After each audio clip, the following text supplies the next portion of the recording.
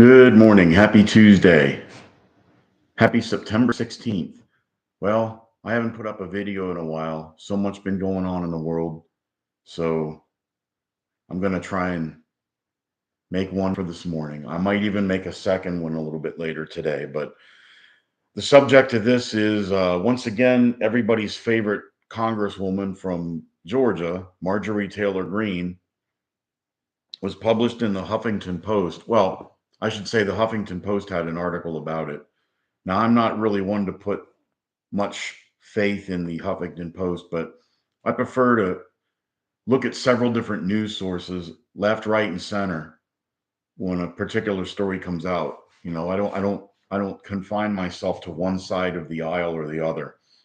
But she had the idea of a national divorce. She said that red states and blue states can't live together in the same country and yada, yada, yada. We need a national divorce. Well, that sounds great for an academic discussion, but it begs the question, what's a red state and what's a blue state? I live here in beautiful, knock on wood, God's country, Virginia, otherwise known as the Communist Wealth of Virginia. The Commonwealth of Virginia. Um, we're considered a blue state. I believe that Virginia has voted blue in every presidential election since maybe 2000. And last year, we voted for Harris in 2024, Biden in 2020, Obama both times. Um, and Virginia went for Hillary in 2016. But anyway, but we have a Republican governor. So, and our state, for the most part, is a red state. If you look at a map of Virginia, it's very red except for Richmond, Charlottesville, um, Tidewater, Norfolk, that area, and maybe the city of Roanoke. But Virginia is mostly red. I live in a very red county. I'm outside of Charlottesville, but Charlottesville is deep blue. Um, but okay, so Pennsylvania is considered a red state, yet they have a pretty far left governor. Josh Shapiro is governor of Pennsylvania, and they're considered a red state. Okay, so, and they have, I believe Pennsylvania has 2 Democrat senators. Now, Virginia has 2 Democrat senators as well. Um, Pennsylvania has a majority Republican General Assembly, if I'm correct. Virginia has a very slight majority Democrat Senate. We only have 40 members of our Senate, and I believe it's 21 to 19 in favor of Democrats. And our General Assembly has 100. I think it's 52 to 48. It's very close. Pennsylvania, I believe, has a majority state legislature with a Democrat governor, and I believe their Supreme Court, which they're elected in Pennsylvania. Judges are elected in Pennsylvania. They're appointed in Virginia, but Pennsylvania has a majority Democrat court. So, what do you trying to determine what's a red state and blue state might be a little more difficult than some people imagine. You have states like California, which is a deep blue state by population, driven mostly by the coastal areas, but there's a lot of red in California. Then you can go to some blue states which have a lot of red counties in them. You can find red states, Tennessee, Missouri, um, even West Virginia, but they have big blue cities in them. Then you have some states, Maine, Vermont, New Hampshire, all solid blue states, but they kind of have this weird libertarian streak among those states. You have a lot of freedom up there. Permitless carry. There's very, very few restrictions on firearms up there. So you have a state like Vermont that elects Bernie Sanders, yet they have permitless carry for firearms up there. You don't need a permit, and you can carry openly or concealed. I've been to Vermont. It's kind of a place where people are largely tolerant. You drive by and everybody waves at you. You could have a guy with a Trump flag in his front yard with a pickup truck and NRA sticker and a MAGA hat living next door to a pair of Birkenstock wearing lesbians driving Subarus, and they're not trying to kill each other. They get along fine. The people up there tend to be rather tolerant. Maybe it's because they have a small population and they're not jam packed into each other. But but I digress. Regarding a national divorce, just how would the mechanics of that work? Who gets the debt? If you had, what if you had a state like Virginia, for instance, which is deep blue in Northern Virginia, the DC suburbs where everybody's connected to government, and the Tidewater, a lot of transient people down there. Richmond, capital city, maybe Roanoke, and Charlottesville, which is home to UVA, and you have a lot of really highly paid people connected to UVA. They always want more government spending, so they're always going to vote blue. So how would you work this out when you've got blue states that are obviously very big in industry, technology, universities, medicine, commerce, and then you've got red states where all the food is grown and all the energy is produced. Don't you ever kind of think that maybe we need each other? It'd be great. You live in a red state. Yeah, we got energy and we got food, but what happens when you need medical care or pharmaceuticals or something to do with high technology? Well, you're kind of stuck. Well, what do you think happens in big blue New York City if the energy stops being produced and the crops being grown don't come in? They'd be starving within 2 or 3 days. Everybody would be rioting in the streets because they'd be starving. So we tried a national divorce one time back in 1861. It didn't go that well. A lot of people died. A lot of good people died. A lot of bad people died. You know, a lot of good people even died trying to protect some bad people. And not everybody who fought for the South was a bad person, and not everybody in the North was a good person. That's kind of a nuanced discussion for another day. But anyway, you look at California, okay? It would probably be the fifth largest economy in the world if it were its own state. However, look at how much debt they have.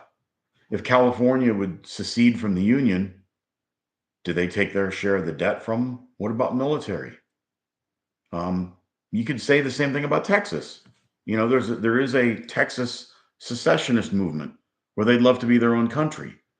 Well, how does that work when they're a border state next to Mexico?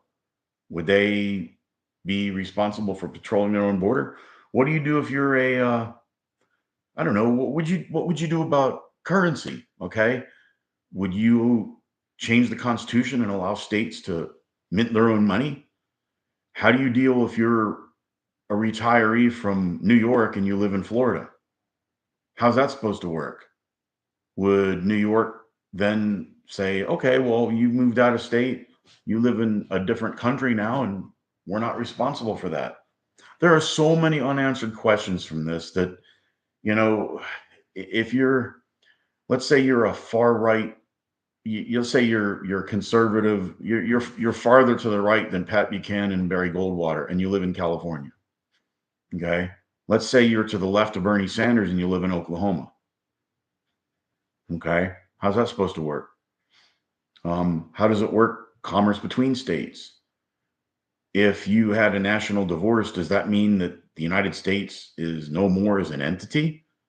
What about declaration of war, foreign peace treaties? Um, Interstate commerce. You know, Marjorie Taylor Greene is one of those characters. Sometimes I've seen her give a speech and she is spot on. She's talking about the Constitution, fiscal responsibility. She even talked something about economics and it made sense. And then other times she's just, she's been into the edibles and she's just way off the plantation. It's hard to pin her down. Sometimes I'd like to take MTG and AOC and have them in a Battle of the Brains contest and put it on pay-per-view. That would be really fun to watch how that process works. But and don't ever look at MTG with open-toed shoes.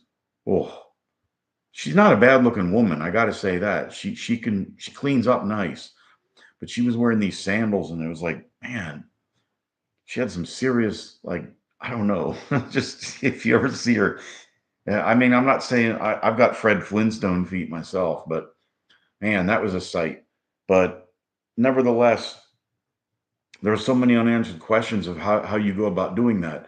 And you'll hear people say, well, the red states always mooch money off the blue states, and the blue states contribute more to the federal government than the red states. You hear that a lot. But what metrics are you using? If you delve into that a little bit deeply, they're going to go by tax revenue, but they're talking about this state sends $1.80 for every $1 it gets back in taxes, and that's only scratching the surface. They're considering, when they say a state gets back, they're counting military bases in that state, which some are going to. California is a coastal state, so it's going to have more military spending. Texas will too. Florida will have more military spending, but they also count it as welfare payments. If you have a state like Florida where you have a lot of retirees, okay, there's a lot of federal Social Security money that gets disproportionately sent to Florida because you have a lot of older people. They're retired. They move to Florida because that's what you do. It's God's waiting room. When you move to Florida, you're retired, so you're getting federal money, but it's not like that's a welfare program. Those are people who have been taxed for that all their lives. Now, Social Security is a Ponzi scheme. It was flawed from the start. I wish we could phase it out and get rid of it, but that's another discussion for a different day. But that's going to count as federal money going into Florida, and so is military. You know, they have the what is it, Pensacola? Then there's Eglin Air Force Base, and then there's Homes. Is it Homestead? I don't know. There's a bunch of military installations in Florida. They count that as like federal money, as if it's a welfare payment. And you have, retirees from other states living in Florida, so they count that as money going. So it's not really. It's not like everybody in Florida is on welfare. They kind of play fast and loose with those numbers. So if you have a state where you have a lot of older people, there's going to be more federal money moving into that state, and that skews the numbers somewhat. But if the people who make those charges, generally Democrats, will talk about how great the blue states are financially, look at their debt load. You look at Mississippi, the poorest state, but I could move to Mississippi and live pretty decently most anywhere in the state. If I moved to California for the same what I would pay for a house in Mississippi, I'd be living in a cardboard box over a sewer grate. $1 million won't buy squat in California. $1 million in Mississippi would buy you South Fork Ranch. So, oh yeah, but you make more money. Yeah, but you look at the tax burden you have in California. Look at how expensive gasoline is. It's like twice as much as everywhere else. So it's not really so much in what you make, it's what it costs to live and what you get to keep. And there are very good reasons why people are fleeing Illinois, um, New York, New Jersey, California, Massachusetts, places like that. And they're moving to Texas, Tennessee, North Carolina, Florida, Georgia, and whatnot. Um, People are voting with their feet. A big problem is that when you'll get people who move from New York to somewhere, they'll move down here to Virginia, they'll move to North Carolina, and they'll vote for the same politicians they voted for in New York who made things really bad. And they don't seem to understand that. You can't bring all that is there to here without here starting to look like there. Um, but as far as a national divorce, that's a bad idea. I have a better concept of what we might do. Why don't we embrace the 10th Amendment? The 10th Amendment, which is part of the Bill of Rights, was not put in there just because they had extra ink and parchment. No, sir. The 10th Amendment basically says that all power is not delegated to the federal government shall remain with the states and to the people.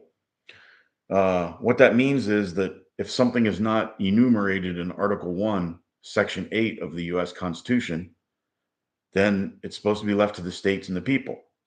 Now, we've gotten so far away from that, and putting that genie back in the bottle will not be easy, nor will putting that toothpaste back in the tube. But if we truly lived by the 10th Amendment, there wouldn't be the federal government wouldn't be involved in housing, education, retirement, healthcare, um, or basically functions that your states are supposed to do. We have states for a reason. Every state has its own Department of Housing, Department of Education, um, its own pension, whatever. The states are supposed to do that. So if we abided, if that's a word, if we obeyed the 10th Amendment and the federal government operated within constitutional parameters, then the red state, blue state thing wouldn't really matter so much, because the freaks in California could be the freaks in California. The Bible thumpers in Oklahoma could be the Bible thumpers in Oklahoma. And the people in New Jersey, they could do things the way they see fit. And the people in Michigan could live as they see fit. You run into problems when senators from New York can dictate to people in Wyoming how fast they can drive, how many rounds they can have in their firearm magazine, what their kids have to eat at school, and things like that. And you also have a situation where, say, there's two senators from California and a sizable congressional delegation in California. They can vote to appropriate money from people living in Florida to pay for some kind of federal welfare program in California. So you have what Frederick Bastiat used to refer to as legalized plunder. We send people to Washington to plunder goods from other states, and we elect senators who are going to bring that money back home to us. But nobody ever sat down and said, well, why don't we keep that money from going to the federal government in the first place? In other words, the Department of Education takes billions and billions and billions of dollars from taxpayers all over the country. Then you elect your senator to go to DC and get some of that federal money diverted back to your state. Well, how in the world does that make any sense? Why don't you just reduce the tax burden to a very, very low level necessary for constitutional things only? And then your state could buy more school buses, you could hire more teachers, you could build more school buildings. There's you at your state and local level know better how to manage the funds than a bureaucrat in DC who only knows your state because he looks at it on a map. So the concept of federalism shouldn't be dead, and the 10th Amendment has not been repealed. I think if we embraced that, people would be a lot happier, and we wouldn't need to have all this nonsense talk about a national divorce. Because if we decide to go through with Marjorie Taylor Greene's idea, it's going to be it's going to be quite bloody. It's going to be quite protracted, quite long, and there's really not going to be a winner, because the best kind of civil war to fight is one that you choose not to fight in the first place. There are peaceful ways to go about rectifying this situation, and a national divorce is not one of them. Living by the 10th Amendment would be a huge start. And that way, if you had a state that wanted to give free healthcare, free college, free housing and everything else, like that joker in New York, Zorhan Mandami once, if you had a state that could do that or wanted to do that, and they could do it in their own jurisdictional taxation, like say Massachusetts wanted to have mass care and they wanted to give free healthcare to everybody who lived in the state, and they can do it by only taxing the people in Massachusetts.